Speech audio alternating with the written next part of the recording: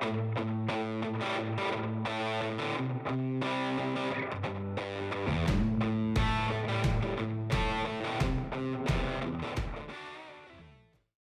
y'all, I'm Lauren and welcome to Cantina Cast. Today I'm continuing my Getting Ready for Ahsoka series that I kicked off a couple months ago with A New Dawn.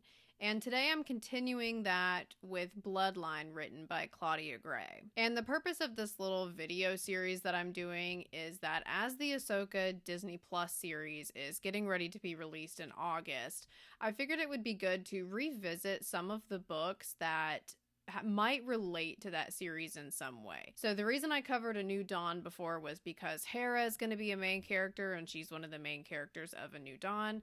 And today the reason I'm covering Bloodline is for different reasons though. Of course there's not any characters in Bloodline that we're going to see in the Ahsoka series, but the reason I wanted to cover it is because Bloodline does do a really good job of explaining why the New Republic got the way that it was. And this is something that came up a lot in Mando Season 3, that the New Republic was very ineffective, there were a lot of issues, it was pretty much ripe for someone like Thrawn to come in, it was pretty much ripe for the First Order to take over eventually. There were a lot of problems with it that contributed to later events. And so I'm expecting that we're going to see a lot of that in the Ahsoka series as well, since it's going to be around the same time, since we're dealing with Thrawn. There's got to be a way for Thrawn to come in, of course. So I fully expect that there's going to be some scenes or some parts of the plot showing how ineffective the New Republic is.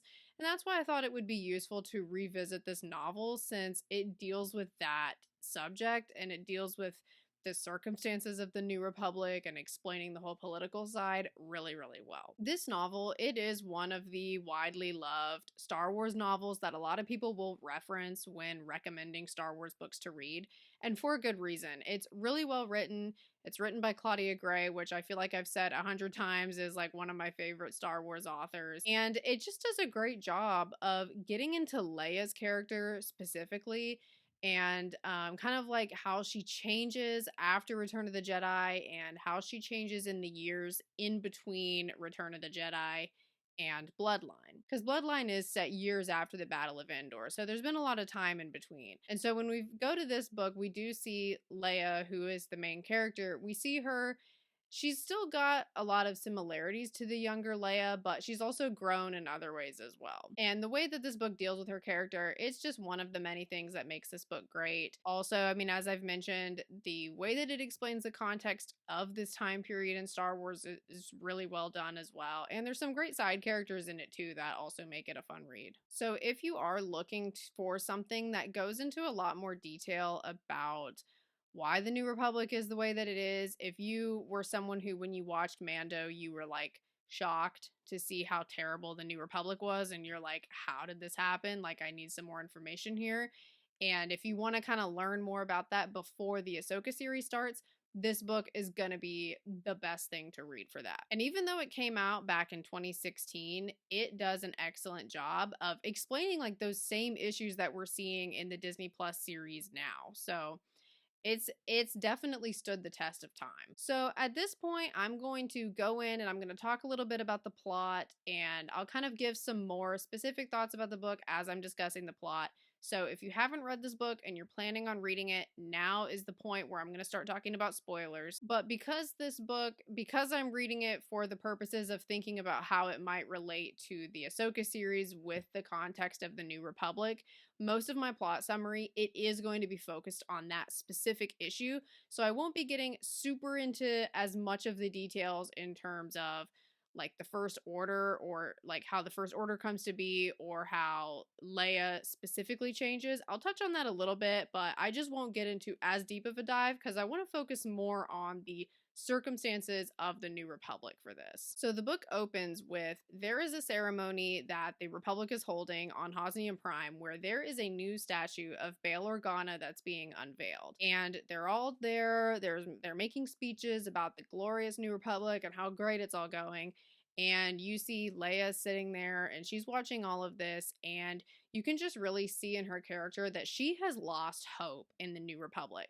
Like, her remark that she makes is that, yeah, this all sounds great, but it's too bad that all this is falling apart. She just, everything that she's fought for and her sense of duty that she's put first for all this time, she's starting to feel like that it's pointless and the New Republic is in such a bad position that it's kind of like beyond her power to actually do anything about. And even that alone, right off the bat, is saying a lot about where we're at in terms of how this government is functioning. Because if there's one thing about Leia that I feel like we all know by this point, it's that she feels like most things are not outside of something that she can handle. Sometimes like to a fault. Like she gets involved in things. She feels like she can make a difference. Like that's the Leia that we're used to. But in this book, we're seeing her feeling very dejected and kind of like losing hope about the state that this government is in and feeling like it's so far gone that it's just going to fall apart and she can't actually do anything to stop it. To the point that she actually has decided that she wants to step down as senator.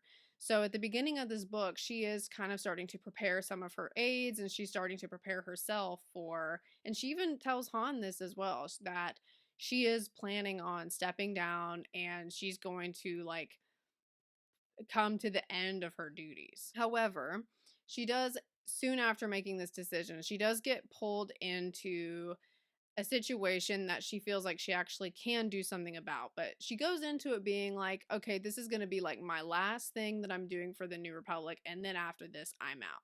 And what this situation is that a representative from Ryloth takes the floor in the Senate chamber and talks about how there is a cartel that is really doing a number on Ryloth.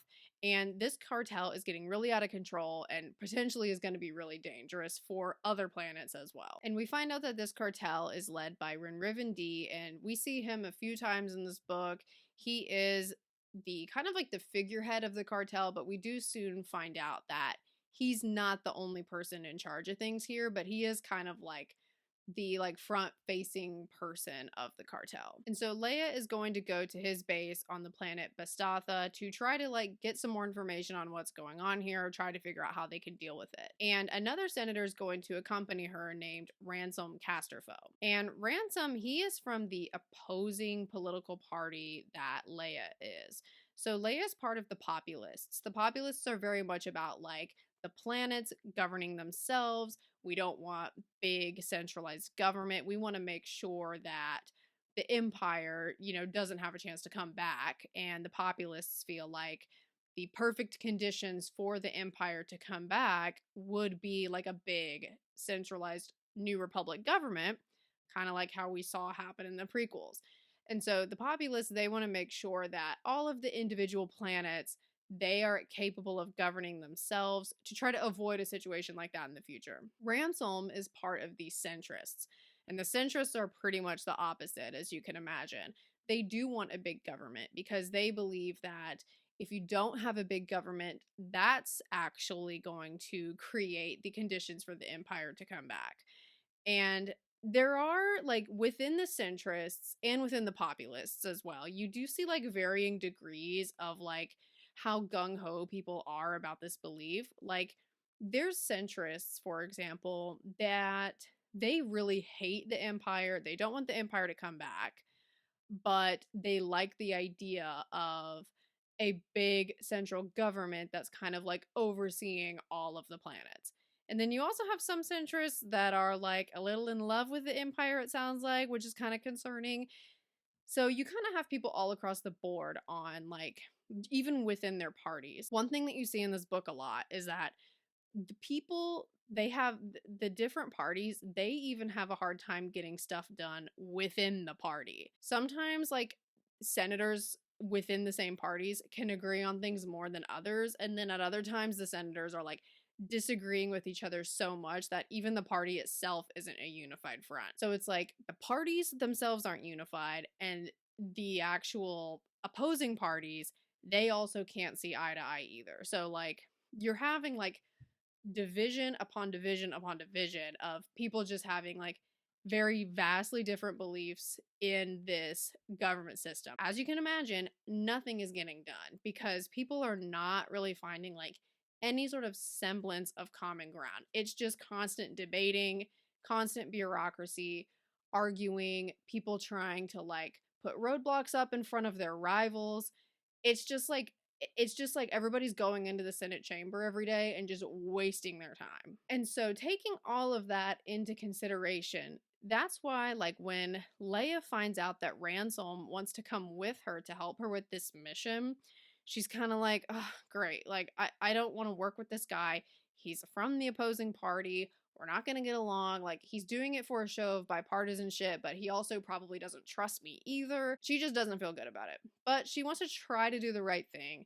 So she decides to go to his office and like talk to him about it. Even though like she's cautious about this guy, she also is trying to be respectful too. Once she gets to his office, this is the part I was talking about some people being a little in love with the Empire. So she gets to his office and she finds that he has all of this like imperial historical artifacts decorating his office to the point to where it looks like he's like obsessed with the Empire. Like he has old helmets, old flags, like all that kind of stuff that you could imagine someone collecting for historical purposes. He has this in his senatorial office. And so when Leia walks in there, she understandably gets offended because she's like, we like sacrificed our lives to fight against this and you're like collecting stuff from it as if it's like as if it was all like a game. She tries explaining this to him, but they both like pretty quickly get into it and they don't see eye to eye on this issue. Later on in the book, as the story progresses and we get to know the character Ransom a little bit more, we do find out that he does actually hate the Empire. That is true. But he likes the concept of what the Empire was trying to do. But he hates Palpatine, hates Vader. He doesn't want any of it to come back, but he likes the concept of what the Empire is doing. But even knowing that, it still is like, and Leia's kind of like, okay, like that's a little bit more understandable, but also like the artifacts are still like kind of disturbing. Like, this is like a pretty oppressive regime that you're representing in your government office. Like, it's pretty weird. And I agree with that.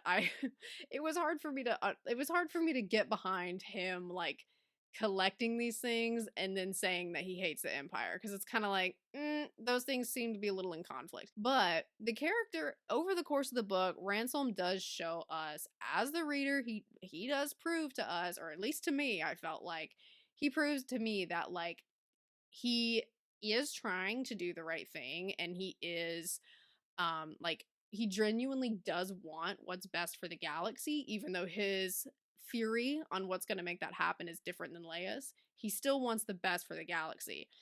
He's just a little misguided when it comes to like the stuff he's collecting, and I don't think that he really like is like getting it, like how somebody that like lived through that is going to be like upset by seeing all that stuff in his office. So he's not like actually an Imperial. He's just like somebody that I think wasn't really thinking it through. But as the book goes on, we also learn that even though Ransom, despite being a different political party than Leia, he does want what's best for the galaxy. But we also find out that he sounds like he's kind of in the minority when it comes to like the other officials and like how they're feeling. A lot of centrists, they want power. And a lot of populists, they just want to like sabotage power. So Leia and Ransom, both of them are kind of rare in terms of like people who are actually willing to like put aside their own personal gain in order to help the Republic. Like, it's cool that they both have like the right idea with what their motives are, but a lot of other senators, their heart is not in that same place. And so that's why we see like a lot of the issues happening whenever we have scenes in this book where the new Republic Senate like gets together and tries to like make decisions about what they're going to do about this cartel. And as the story progresses, Leia and Ransom, they are doing multiple missions together to try to get to the bottom of this situation with the cartel. And there's a couple times where like they're both saving each other's butts, like they're helping each other out. They're earning each other's trust as the book goes on. And this is what I mean by how like I do feel like Ransom proves to us that he does have his heart in the right place, because Leia probably wouldn't been able to pull this mission off without him at times. There's even a part of the book where it sounds like that their friendship could be threatened because Lady Carice, who is a senator of the New Republic, she proposes a motion to abolish the title of chancellor and to start a new title of first senator. And her goal in doing this is that she's trying to get it to where the first senator actually has the power to really make some changes, which the chancellor does not have at this point. And after she announces this, it sounds like Leia's going to be the populist nominee, and there's a pretty good chance that Ransom is going to be the centrist nominee. And so even though like this is like kind of like prime conditions for a rivalry to arise between them again, they actually are still able to maintain their friendship despite this and focus on the mission of trying to catch Rin Rivendell and get that cartel out. And as their friendship grows, the two of them, they are starting to have more in-depth conversations about their mission with overthrowing Rin Rivendell and like how they're going to do that. They're sharing details with each other that would make them vulnerable in the eyes of the Senate because they are bending some rules in this mission.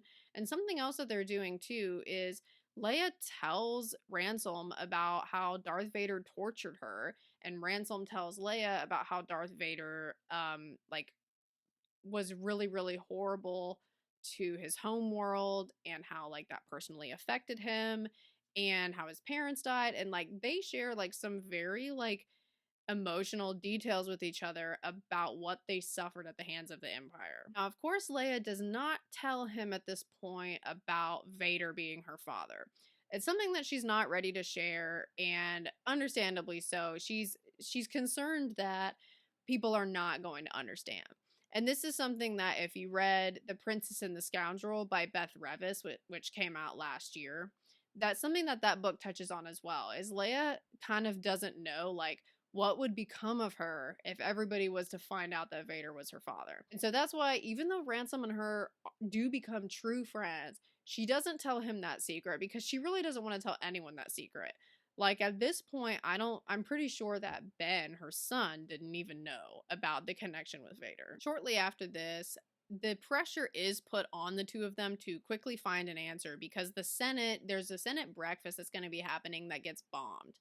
And we, again, in this scenario, we see how ineffective the New Republic is once again because rather than taking steps that would truly help them find the culprit of the bombing, they're really just pointing the finger at the opposing party. So they're so like most of the senators, other than like Leia and Ransom and maybe some others, but the majority of the senators, they are so obsessed with just trying to take the opposing party down and trying to get them for something that they're not really actually making progress in figuring out who it was that was trying to bomb them. And so this is just yet another example of the Senate just completely not doing what's effective and sacrificing what's effective because of like their own personal gain. And in this situation, we see Leia and Ransom both becoming increasingly frustrated, losing hope in the Republic. Like they're starting to feel like it's just them versus everybody else because the other senators just can't seem to get it together. And unfortunately, this whole thing about doing whatever it takes for personal gain, that does get turned on Leia. So Lady Carice, the senator that originally proposed the first senator position to be established, she's given a royal title on Birin, which was kind of like a colonist planet of Alderaan. And because she was given this title, she has access to some of the old royal relics and artifacts that are stored on Birin. And when she's looking in this storage area, she comes across Leia's childhood chest. And this is like kind of like it's like a chest that's like a memory box, and it has like old childhood mementos in it. And one thing that's in that box is a music box. When Lady Carice opens the music box, at this point she thinks that she's just snooping. She's not really looking for anything, but she does stumble across a message from Bail Organa, which he had recorded for Leia, of him explaining to her the truth of her parents. And Bail had recorded this not realizing that he wouldn't like get a chance to actually tell Leia before he died, because of course he died very unexpectedly in the destruction of Alderaan. So Leia has no idea that this recording exists. He made it without telling her. And Lady Carice has now heard it. So Lady Carice, she's got some prime ammunition to use against Leia now. And Lady Carice she plays the recording to Ransom privately in her office because she feels like she wants to break up the friendship between the two of them, and this is like the best way to do it. And she hits the nail right on the head. She's exactly right, because because he becomes like so emotional from this recording, and he feels really betrayed that she didn't tell him, that he almost starts being like, oh, maybe she's like a plant, like an imperial plant. Like his imagination starts going crazy, and he's thinking about he's thinking about stuff that's like totally like obviously not true, but he's like not thinking straight because he's just like getting very emotionally heightened based on this news. And he plays the recording for the Senate. So he completely like kills Leia's career. He kills the chances of anybody listening to her, not only about like voting her in as first senator, which is what the populists were trying to do, but also like he kind of is he's threatening their mission when he does this. So Leia's lost the support of most of the populace because they're making assumptions about her that are totally unfair. I mean, because I feel like she had proven herself already. She was a hero of the rebellion, but everybody's just so quick to turn on her and not give her the benefit of the doubt. And it's just another example of how the New Republic is they're not going about things in the right way.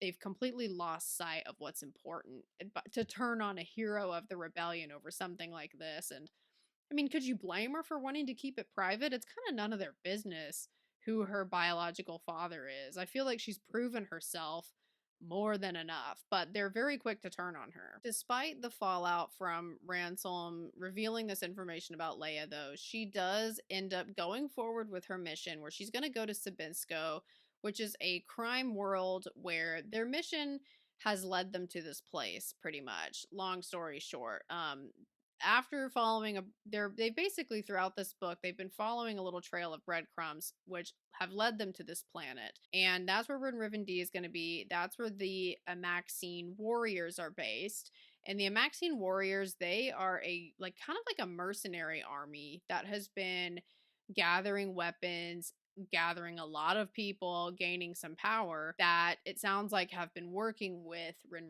D. So Rin D and the Amaxine warriors, they're planning something big is what they've been able to figure out so far. And when they go to Sabinsko, Leia finds a huge military base, and she's able to conclude from this that the New Republic needs to get ready because war is coming because of how huge this military base is and how they have a lot more resources than she previously thought that they could have. Leia does end up fighting Rin D, and she kills him by collapsing because this base is underwater. She kills him by collapsing one of the tunnels, so it's destroying part of the base. And when Han comes in to rescue her, there's other ships that are fighting as well, and it turns into like her being at this base, it turns into like a big fight. And so all of this fighting, it ultimately results in is that the base is destroyed. So a lot of the evidence and the information about the cartel and the Amaxines working together and what they're doing, a lot of that is wiped out in the destruction of the base that happens, unfortunately. And there is a feeling that there is somebody in the New Republic that is involved with all of this because of the bombing that happened earlier in the book. And we do find out that the person who is involved is Lady Carice, which of course she is, after her behavior that we've seen thus far. She was working with the head of the Amaxine warriors on trying to get this army up and running, and she calls it the First Order. There was an insider in the New Republic who was actively trying to sabotage the New Republic, actively trying to weaken it so that way this other force could come in and gain power eventually. But even though they Lady Carice, she hasn't been found out yet, even though the Amaxines have been pretty much destroyed. All their resources were destroyed, and a lot of the soldiers were. She's still part of the Senate, and she also becomes very angry because Ransom votes in favor of Leia to get the Senate floor to be able to report her findings. And that infuriates Lady Carice because she feels like people like Ransom are going to sabotage the centrists and sabotage her plan of trying to get the First Order up and running. And so she actually orchestrates his downfall, and she puts a lot of the blame on him. So he ends up getting charged with this. And when it all comes out that Ransom has been framed with this, Leia ends up going to him, and Leia is distraught because even though he betrayed her, she still really respects him as a person. And there was even a conversation shortly before this happened where Leia did encourage him to, even though they had gotten sideways and their friendship was over now, she still was encouraging him to fight for his beliefs because she had faith that he really would do the right thing for the galaxy. And so Leia becomes very upset when she realizes that all of this has been pinned on him. And what just makes matters so much worse is that he's being sent back to his home planet of Riosa to face charges for this. And he had previously, earlier in the book, he had reinstated the death penalty on this planet. That is going to likely be the punishment for treason. So this is like pretty upsetting to Leia, that she feels like a special person who genuinely would have done the right thing is now ultimately going to be like sacrificed for it pretty much. After this, Leia does realize that Lady Carice was the person who gave the recording to Ransom of Bail, because she when she's thinking about it, she realizes that the only way that somebody could have come across that would be because it was being stored on Birin. And so Leia, she does have the power to strip Lady Carice of all of her royal titles because Leia is like nobility still.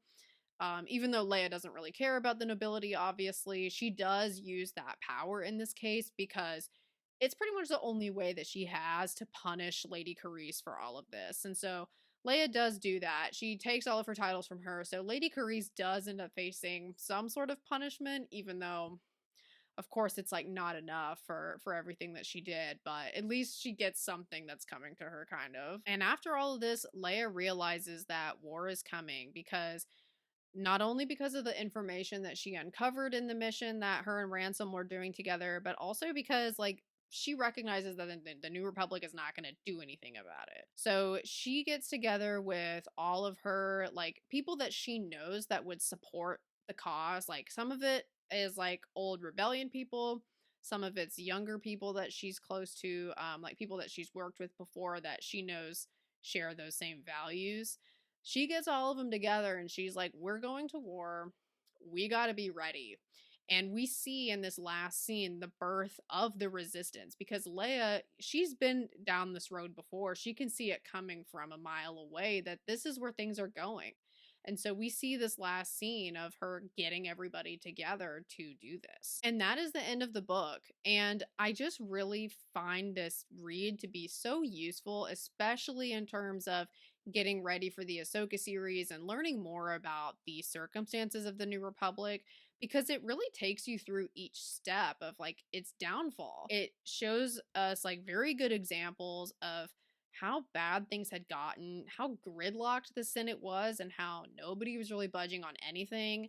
And it shows us how somebody was able to just like opportunistically get in there and bring the whole thing down. And just kind of theorizing about the Ahsoka series, I'm sure that we're probably going to be seeing some similar stuff, but I think we're also going to be seeing it from a different angle, which is not only do we have like people that are still wanting some sort of an empire, but because of how bad the New Republic is, because the senators can't agree on how to go about protecting the galaxy, it does kind of leave a power vacuum in there for someone like Thrawn to pretty much be able to do whatever they want because there's no consequences, there's no accountability. And so I fully expect that we're going to be getting into that a little bit when they're talking about and showing us how Thrawn was able to have the power that he had at this time. Because for him to be able to rise up to be a threat, there's going to have to be something that's preventing the New Republic from actually getting anything done, that's preventing them from like actually being a decent opponent of his. And I really recommend, if you haven't read this book before, there's so much cool stuff about this book that I didn't even have time to get into. We've got some great characters. We've got some really great details of how exactly the First Order came together and who those people were, why they got involved, and all of that. So there's a lot of other cool stuff in this book that I didn't even touch on. I basically just kind of gave you the broad strokes. So if you haven't read this book yet, I definitely recommend it. And as usual from Claudia Gray, it's just a great read. I mean, I recommend reading all of her Star Wars books at some point because they're all just absolutely wonderful. But let me know if you're planning to reread this one before Ahsoka comes out, especially if you've read it since Mandalorian Season 3. I'd be interested to hear what you think about how that ties in with how the show handled the same kind of concepts as well. And I am going to be continuing this series of videos all the way up until the Ahsoka TV show starts. So keep an eye out for future books that are going to be, in my opinion, somehow relating to the Ahsoka series in some way. And thanks so much for joining, guys, and I hope that y'all have a great rest of your day. Bye, y'all.